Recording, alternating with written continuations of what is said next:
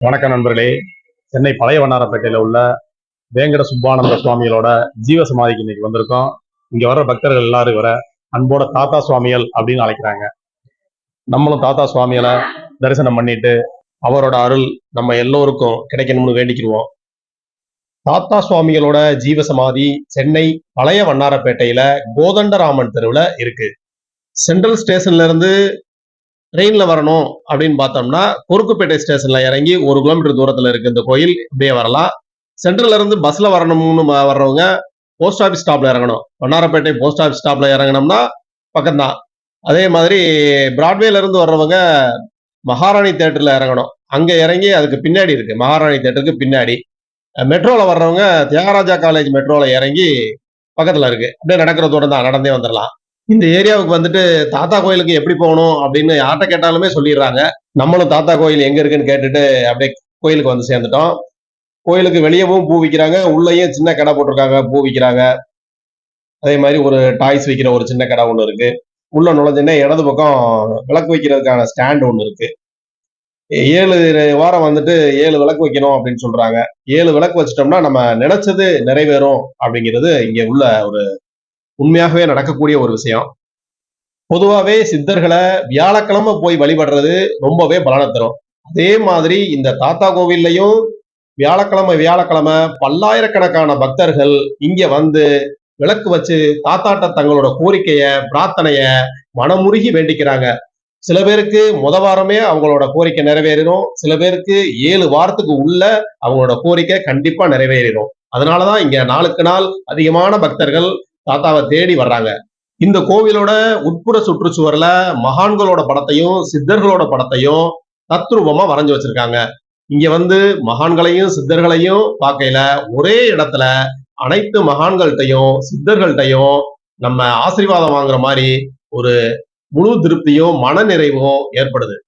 தாத்தா சுவாமிகளை ஸ்ரீமத் வேங்கட சுப்பானந்த சுவாமிகள் அப்படின்னு அழைக்கிறாங்க. ஆதிசங்கரால உருவாக்கப்பட்ட 5 பீடங்கள்ல கும்பகோணத்துக்கு பக்கத்துல உள்ள திரிதூர கிராமத்துல உள்ள இந்திர பீடமும் உண்டு. அந்த இந்திர பீடத்துல உள்ள கரம்பத்திர சுவாமிகள் பரம்பரையில வந்தவர் தான் ஈசூர் சச்சிதானந்த சுவாமிகள் மரபுல வந்தவர் தான் இந்த வேங்கட சுப்பானந்த சுவாமிகள் அப்படின்னு அழைக்கப்படுற, இந்த பகுதி மக்களால அன்போட தாத்தா தாத்தா அப்படின்னு அழைக்கப்படுற செங்கல் சித்தர். இவருக்கு செங்கல் சித்தர் அப்படின்னு ஏன் பேர் வந்துச்சு அப்படிங்கிறதையும் பார்ப்போம். சுவாமி வாழ்ந்த காலத்துல இந்த பகுதியில செங்கல் சூளையில இருந்து மாட்டு வண்டிகள்ல விற்பனைக்காக செங்கலை எடுத்துட்டு வருவாங்களாம். இங்க வந்து இந்த திருவொற்றியூர் ரோட்ல வரிசையா மாட்டு வண்டியா நிப்பாட்டியிருப்பாங்களாம். அதுல சாமி போய் எந்த ஒரு மாட்டு வண்டிய தொடுறாரோ அந்த வண்டியில உள்ள செங்கல் நல்ல விலைக்கு விற்குமா. அதே மாதிரி சாமி அந்த வண்டியில இருந்து ஒரே ஒரு கல்லை மட்டும் எடுத்துட்டு வருவாராம் டெய்லி. அந்த கல்லை கொண்டு வந்து இங்க ஒரு சின்ன கிணற உருவாக்கி இருக்காரு. அதுலதான் அவர் ஜல ஜீவ சமாதி அடைஞ்சிருக்காரு.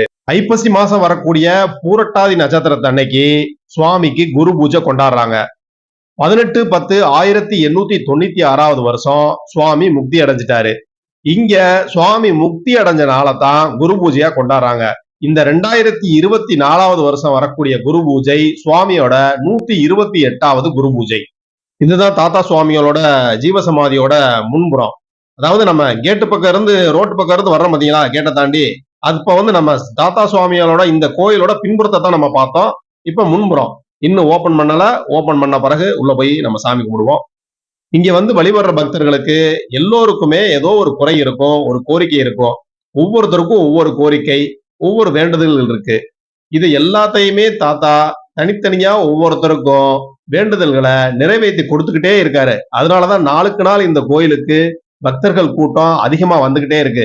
பொதுவான கோரிக்கைன்னு பார்த்தோம்னா திருமண தடை, திருமணமானா குழந்தை இல்லாம இருக்கிறது, குழந்தைகளுக்கு நல்லபடியா படிப்பு வர்றது, தொலைந்த பொருள் திரும்ப கிடைக்கிறது, நோயில இருந்து மீண்டு வர்றது, இந்த மாதிரி கோரிக்கைகளோட தான் நிறைய பக்தர்கள் வர்றாங்க. எல்லோருக்குமே வந்து அவங்களோட கோரிக்கை நிறைவேறுது தாத்தா மூலமா. இந்த கோயிலுக்குள்ள காலடி எடுத்து வச்சோன்ன நம்மளுக்குள்ள ஒரு பாசிட்டிவ் வைப்ரேஷன் வர்றத நம்ம முழுசா உணரலாம். மன அழுத்தம், டிப்ரெஷன் இதெல்லாம் காணாமவே போயிடும். இந்த கோவிலுக்கு வியாழக்கிழமை பக்தர்கள் கூட்டம் அதிகமா வருது. அதே மாதிரி மாசம் பூரட்டாதி நட்சத்திரத்துக்கும் அதிகமான பக்தர்கள் வர்றாங்க. அமாவாசை பௌர்ணமிக்கு சொல்லவே வேண்டாம், அதிகமான பக்தர்கள் இங்க வந்து வழிபாடு நடத்துறாங்க. இந்த கோயிலுக்கு வந்திருந்த பக்தர்கள்ல சில பேரு உப்பு மூடையில இருந்து உப்பை எடுத்து சின்ன சின்ன பாக்கெட்டா போட்டுக்கிட்டு இருந்தாங்க. வியாழக்கிழமை வர்ற பக்தர்களுக்கு உப்பை வந்து பிரசாதமா கொடுக்குறாங்க. அது எதுக்கு கொடுக்குறாங்க அப்படிங்கிறத அவங்ககிட்டயே நம்ம கேட்டு தெரிஞ்சுக்கிடுவோம் வாங்க. என் பேர் உமாசங்கரி. நான் எண்ணூர்ல இருந்து வரேன். எதுக்கு போறேன்னா அவங்களுடைய கோரிக்கை, அவங்களுடைய பிரச்சனை, அது ஏதோ நம்ம நினைச்சு வர காரியம் நல்ல மாதிரி சக்சஸா முடியணும். அவர் தாத்தா முடிச்சு கொடுக்குறாங்க, எல்லாருக்கும் வெற்றிகரமா செஞ்சு கொடுக்குறாரு. எல்லா பக்தர்களும் வராங்க, அவங்களுடைய கோரிக்கை நிறைவேற்றி கொடுக்குறாரு. எல்லாம் நன்மையா நடக்குது. அவரை நம்பி வரவங்கள கைவிட மாட்டாரு. நினைச்ச காரியத்தை நல்ல மாதிரி முடிச்சு கொடுப்பாங்க. அதால உண்டான கோரிக்கை நிறைவேற்றுவ போறோம். ஒரு பிரசாதம் வேலைக்கிழமையில குருவாரத்துல கொடுக்கறது பிரசாதமா கொடுக்குறாங்க. அது நாங்க பொஷவாக்கத்துல இருந்து வரோம். என் பேர் சசிகலா.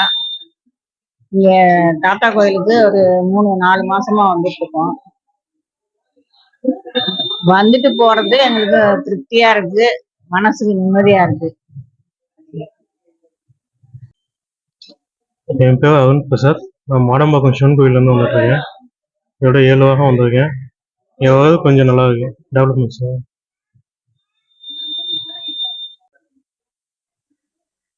இந்த கோவில்ல இருந்து உப்பு பிரசாதத்தை வாங்கிட்டு போற பக்தர்களுக்கு உப்பு தண்ணியில எப்படி கரையுமோ அதே மாதிரி அவங்க கர்ம வினைகள்லாம் கரைஞ்சு அவங்களுக்கு நல்லது நடக்கும் அப்படிங்கிறது நம்பிக்கை. தாத்தா சித்தர் ரொம்பவே சக்தி வாய்ந்தவர். இங்க வந்து நம்ம பிரார்த்தனை மட்டும் பண்ணா போதும், பரிகாரம் எதுவுமே கிடையாது. இந்த கோவிலுக்கு சிங்கப்பூர், மலேசியா, கர்நாடகா, ஆந்திரா, பஞ்சாப் இங்க இருந்தெல்லாம் பக்தர்கள் தேடி வர்றாங்க. அதே மாதிரி சினிமா பிரபலங்கள், அரசியல்வாதிகள் எல்லோரும் தேடி தேடி வந்து தாத்தாவோட ஆசீர்வாதத்தை வாங்கிட்டு போய் வாழ்க்கையில மேலும் மேலும் உயர்ந்துகிட்டே போறாங்க. நம்ம செய்ய வேண்டியதெல்லாம் ஒன்னே ஒண்ணு, மனம் உருகி தாத்தா கிட்ட உரிமையோட வேண்டிக்கணும். அது மட்டும் போதும். இங்க வர்ற பக்தர்கள் 2 எலுமிச்சம்பழம் வாங்கிட்டு வர்றாங்க. 2யுமே தாத்தாவோட ஜீவ சமாதியில வச்சுட்டு ஒன்ன வந்து இங்க உள்ள பூசாரி திருப்பி கொடுக்குறாரு. அதை கொண்டு போய் வீட்டுல ஜூஸ் போட்டு குடிக்கிறாங்க. குடிச்சாங்கன்னா அவங்களுக்கு உள்ள வியாதி பூரா இருந்த இடம் தெரியாம போயிருது. தாத்தாவோட ஜீவசமாதி கோயில் பக்கத்திலேயே அன்னதானம் நடக்கிற இடத்துக்கிட்ட வாராகி அம்மனை பிரதிஷ்டை பண்ணி வச்சிருக்காங்க. வாங்க நம்மளும் வாராகி அம்மனை தரிசனம் பண்ணுவோம். பௌர்ணமி, அமாவாசை தினங்கள்ல இரவு தங்கி இருந்து பக்தர்கள் பூஜையில கலந்துக்கிறாங்க. இந்த கோயில்ல பசுமடமும் இருக்கு. பசுமடத்தை பார்த்துட்டு நம்ம தாத்தாவை போய் தரிசனம் பண்ணுவோம். இந்த கோவில்ல தினந்தோறும் மதியம் 12:30 மணிக்கு அன்னதானம் நடக்குது. அன்னதானத்துல கண்டிப்பா சாப்பிட சொல்றாங்க. அதுதான் மருந்து அப்படின்னு சொல்றாங்க. வாங்க தாத்தாவை வந்து நம்ம கண்குளிர தரிசனம் பண்ணிட்டு இருக்கோம். எல்லாரும் தாத்தாவை தரிசனம் பண்ணிக்கங்க. இது அவரோட ஜீவ சமாதி. இத பாத்தீங்களா, இந்த சிவலிங்கம் இருக்கு பக்கத்துல வந்து, இதுதான் அவரோட ஜீவ சமாதி. கீழே வந்து கிணறு இருக்கு, ஜல ஜீவ சமாதி. தாத்தா ஒவ்வொரு செங்கலா எடுத்துட்டு வந்து அவருக்கான ஜீவ சமாதிய அவரே வந்து ஒரு கிணறை உருவாக்கி அதுல வந்து ஜீவ சமாதி அடைஞ்சிருக்காரு. இது வந்து ரொம்பவே விசேஷமானது, ஜல ஜீவ சமாதி அடைகிறது. தாத்தா வறட்சியான காலங்கள்ல மழையை பெய்ய வச்சிருக்காரு. நீர்ல அமர்ந்து தியானம் செய்வாராம், தண்ணி மேல நடப்பாராம். நம்மளும் தாத்தா சுவாமிகளை வேண்டிக்கிடுவோம்.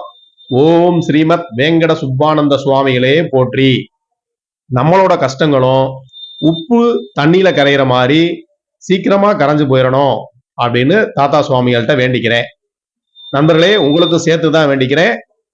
வாய்ப்பு இருக்கிறவங்க ஒரு தடவை இந்த கோயிலுக்கு நேரடியா வந்து தாத்தாவை தரிசனம் பண்ணலாம். ஏன்னா வெளிநாட்டுல இருந்து, வெளி மாநிலத்தில இருந்தெல்லாம் வந்து தாத்தாவை தரிசனம் பண்றாங்க.